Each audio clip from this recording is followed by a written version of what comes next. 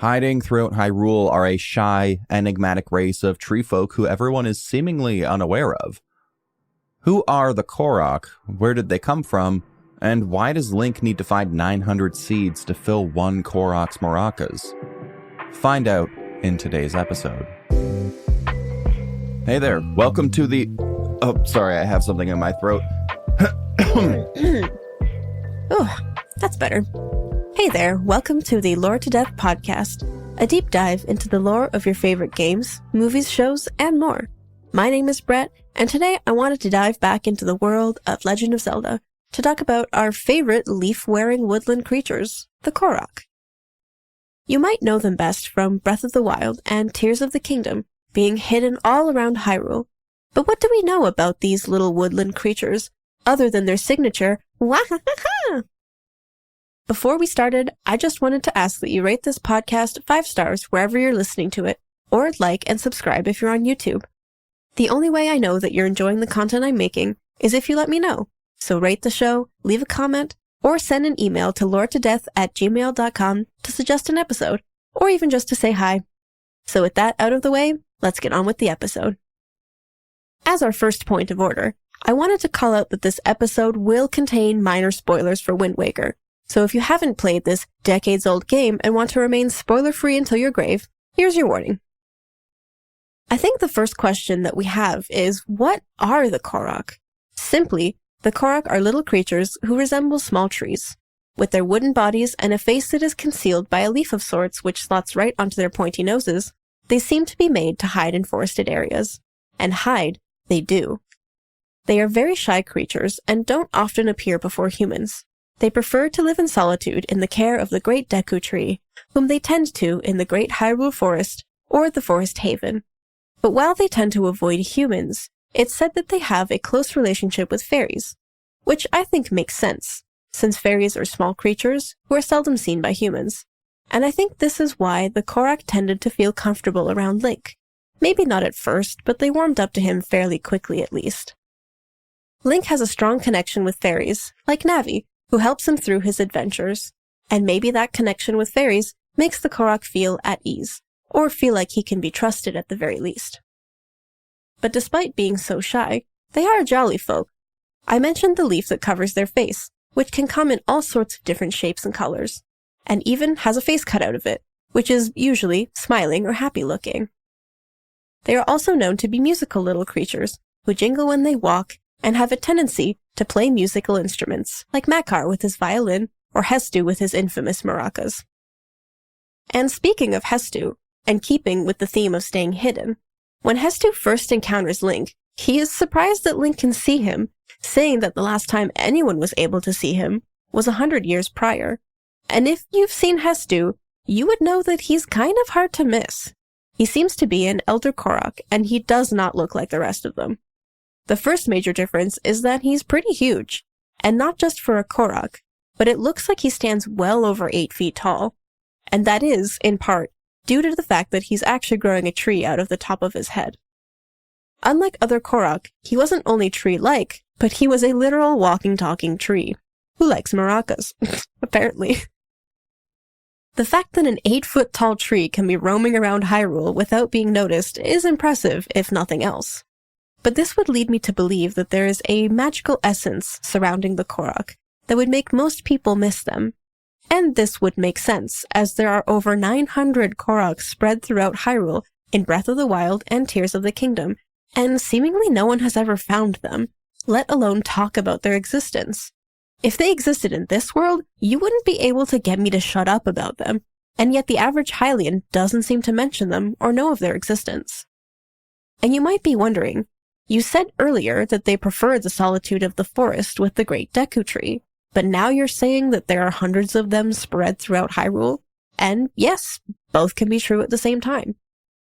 The Korok do not tend to be around the Great Deku Tree for most of their lives. Instead, they are out working on his behalf, and they only return to the forest once a year for the Korok ceremony. The rest of the year, they are out planting seeds of the Great Deku Tree. They take the seeds given to them at this ceremony, which is a jolly festival of dance and music, and transplant them around Hyrule, hoping to create and spread forests for the Great Deku Tree.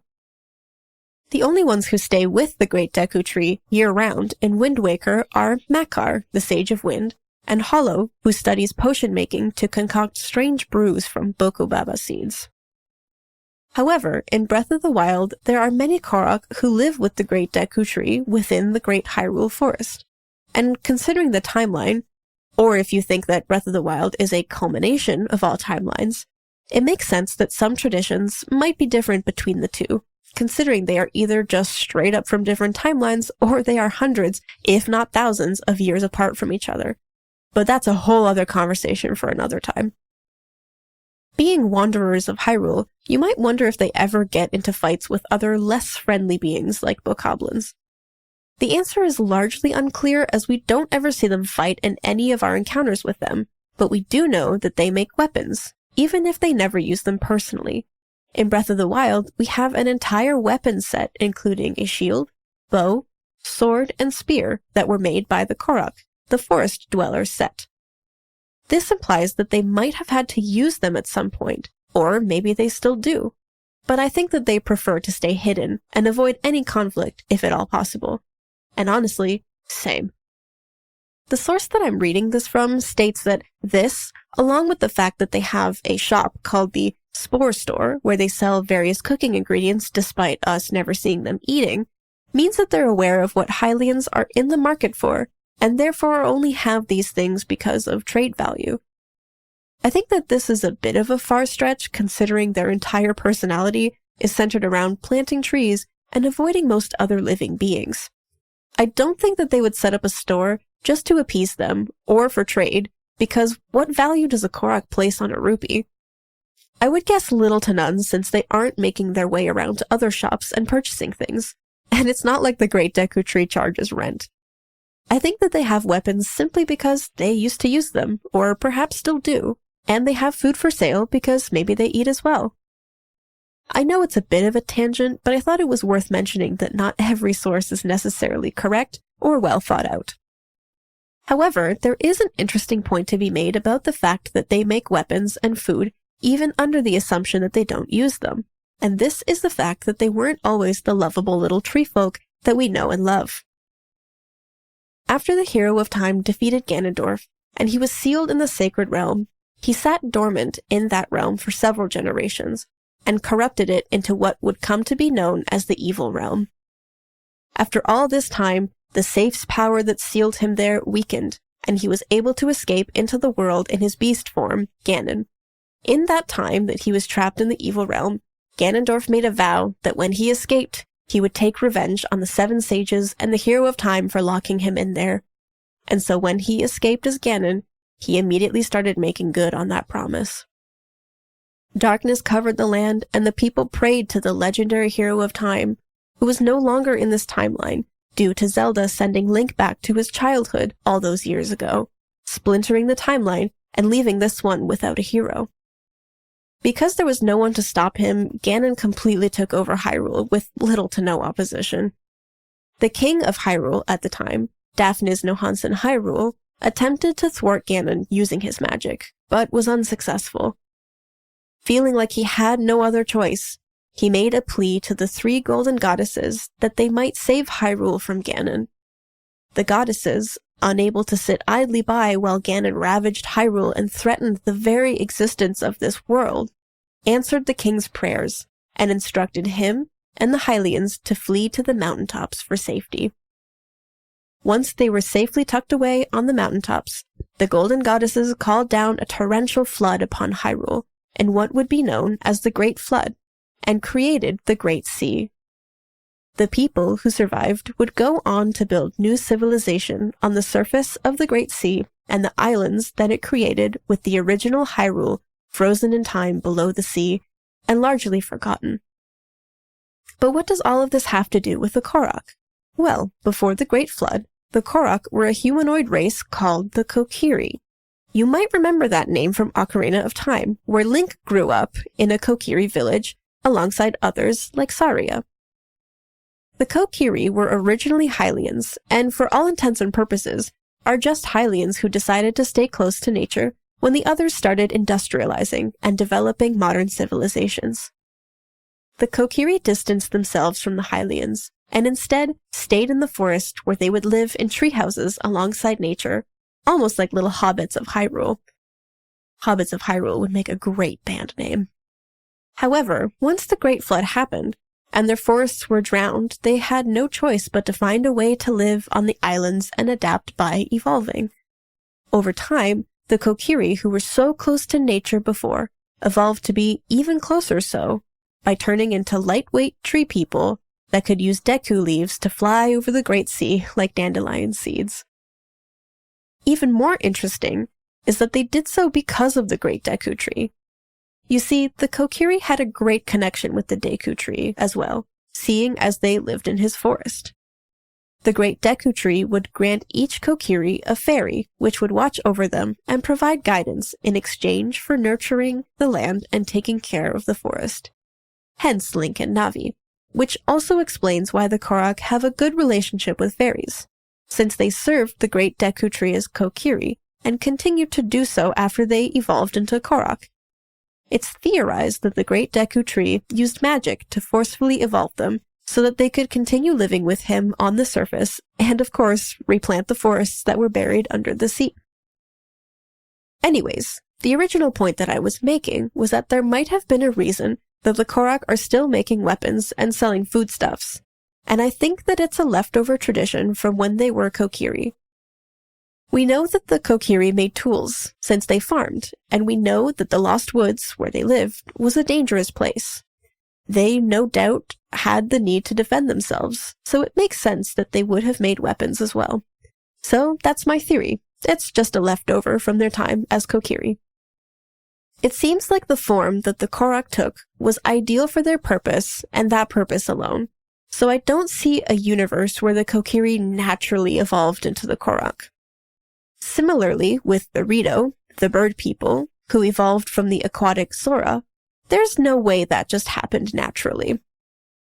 Thankfully, we can use magic as a general MacGuffin to explain away any of these things that don't necessarily make sense. And going off of that thought, that their entire purpose seems to be reseeding Hyrule, we can find them doing something similar in Breath of the Wild and Tears of the Kingdom. Link, while adventuring, will occasionally find puzzles scattered throughout Hyrule. They could take the form of several rocks making a circle, but one of the rocks is out of place and needs to be put back. Or several floating targets appear and they need to be shot with a bow, among many other variations. After completing the puzzle, a Korok will make the fabled wahaha noise and pop out of nowhere, rewarding Link with a prize, a Korok seed. These seeds can be given to Hestu for various inventory upgrades. So the Koroks are still all over Hyrule with their seeds and are assumedly still planting them all around to create forests for the Great Deku Tree. However, it seems strange that they would be hidden within a puzzle and appear only when it's completed. I never really understood that. Furthermore, I never understood why they would give away a seed when they are found. If they're supposed to be planting forests, why would they give away the seeds they're supposed to be planting? Did they forget their jobs? Are they second-grade seeds? Do they just have extra? I guess we'll never really know. We know that Hestu is looking for seeds to fill his maracas, since they were seemingly taken out when they were stolen from him. That's why he gives Link upgrades in return for seeds, as he's doing him a favor. But do the other Korok know that Link is doing this for Hestu? I feel like I'm thinking about this way too hard, and I need to stop hyperfixating on this insignificant point. But that's kind of my whole thing, thinking too hard about the questions that don't matter. But I think that they are still on their journey to reseed Hyrule, even though it doesn't seem to be having any particular effect in both Windwaker or Breath of the Wild. But forests also take several generations to grow, so who knows how fruitful their ventures really have been. And that's pretty well all we know about the Korok. They were once the forest-dwelling Kokiri, who were, probably forcefully, evolved into the Korok after the Great Flood happened and they were forced to seek higher ground and abandon the forests they inhabited below. They are very shy but jolly folk, and we all love them dearly. So that brings me to my favorite question, which is, what do you think? Do you think that there's a chance that the Korok evolved on their own? Or do you think that it could have only happened with the intervention of magic? Because personally, I think it would be pretty cool to develop photosynthesis. Sometimes cooking is hard, and it would be nice to stand in the sun and just absorb my nutrients, but we don't really have that kind of magic. You can find us online at Lore to Death on your favorite social media apps, Spotify, Apple Podcasts, or wherever you get your podcasts. We are also on YouTube, so if you head over there and hit subscribe, I would really appreciate it. If you have any questions or suggestions for topics, please send me a message wherever you can find me, or at loretodeth@gmail.com. If you're using the Spotify app, there's a comment section attached to the episode where you can submit any questions or topics. And if you're on YouTube, you know what to do. I would love to hear from you. And remember, if you retreat to the forest and dedicate yourself to nature, you can also live in service of a giant talking tree who bestows boons upon you for a fruitful harvest. Or maybe that's just a byproduct of those mushrooms you foraged. And my husband will lure you to death in the next one. See ya!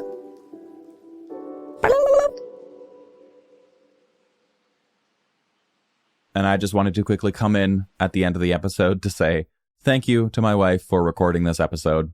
We thought it would be really funny to have an April Fool's Day episode just be her coming on and doing an episode like she's me, and I think that it was great.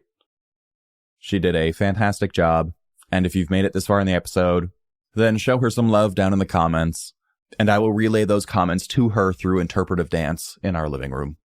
And that's about it. So, like she said, I will lure you to death in the next one. Bye-bye.